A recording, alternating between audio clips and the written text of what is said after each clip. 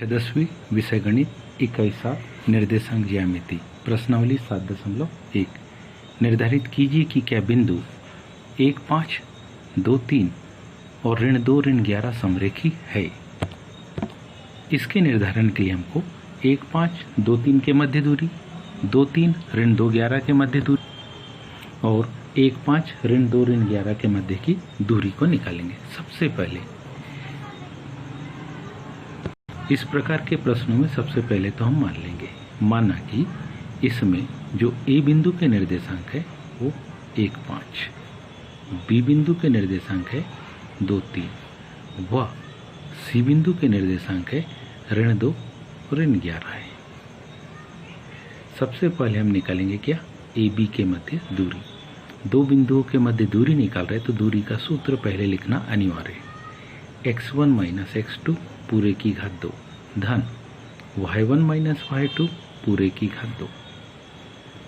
x1 minus x2 मतलब 1, x2 2 घात 2 धन y1 5 ऋण 3 पूरे की घात 2।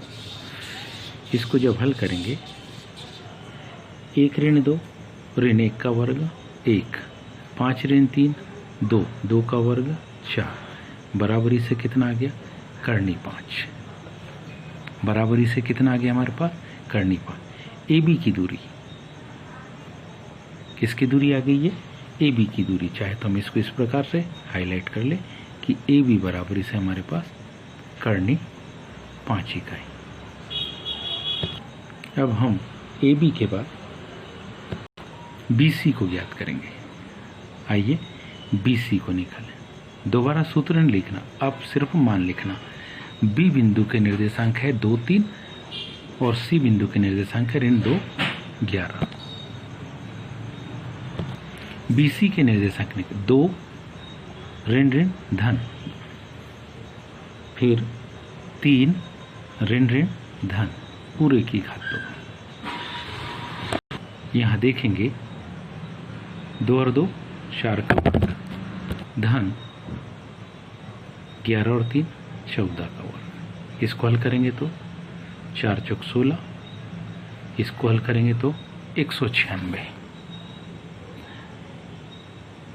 अब हमारे पास इन दोनों का योग यह आ जाएगा करनी 212। 212 में 4 का भाग जाता है तो हम इसको लिख सकते हैं 4 गुण का भाग, 4 पंचे 20, 4 तिया 12। 4 को करनी के बाहर 2 लिख सकते, करनी 53। मतलब किसकी माप, बीसी की माप। बीसी की माप हमारे पास आ गई 2 करनी 53 इकाई। अब हम दूरी निकालेंगे किसकी, AC की। AC की दूरी निकालते तो AC की दूरी के लिए A के निर्देशांक 1, 5, C के निर्देशांक ऋण 2, 11। 1, 5 और ऋण 2, 11 को ध्यान में रखते हुए AC के मध्य दूरी हम निकाल रहे।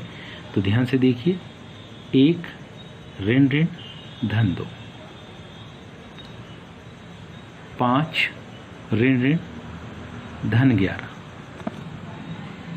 पूरे की घात 2।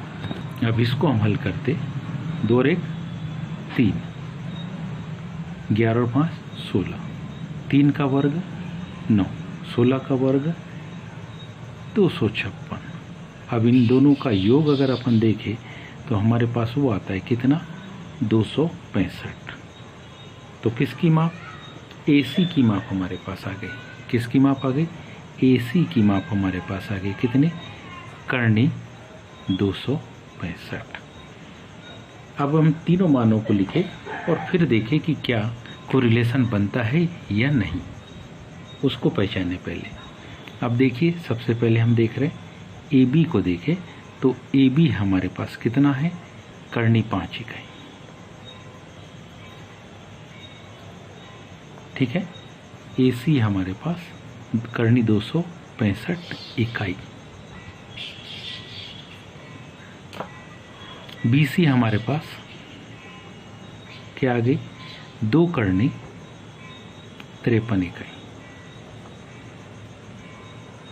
और यदि हम किसको देखते हैं, AC को देखते हैं, तो AC हमारे पास आ गई करनी 265 डिग्री। इन तीनों में ही कहीं कोई रिलेशन नज़र नहीं आता, क्योंकि क्या AB और BC का योग, इन दोनों का योग हमको कहीं से कहीं तक AC के योग के बराबर नज़र नहीं आ रहा। पुनः कौन सा, BC और AC का योग हमको कहीं से कहीं तक AB के बराबर नहीं नज़र आ रहा। और तीसरा, AC और AB का योग किसी भी कंडीशन में BC के बराबर हमको समझ में नहीं आ रहा। तो हम क्या लिख सकते हैं, अतः दिए हुए क्या बिंदु समरेखी नहीं है। हमको यही पता लगाना था कि समरेखी है या नहीं। उम्मीद है सबको समझ में आया होगा। आज के लिए इतना ही, शेष कल। धन्यवाद।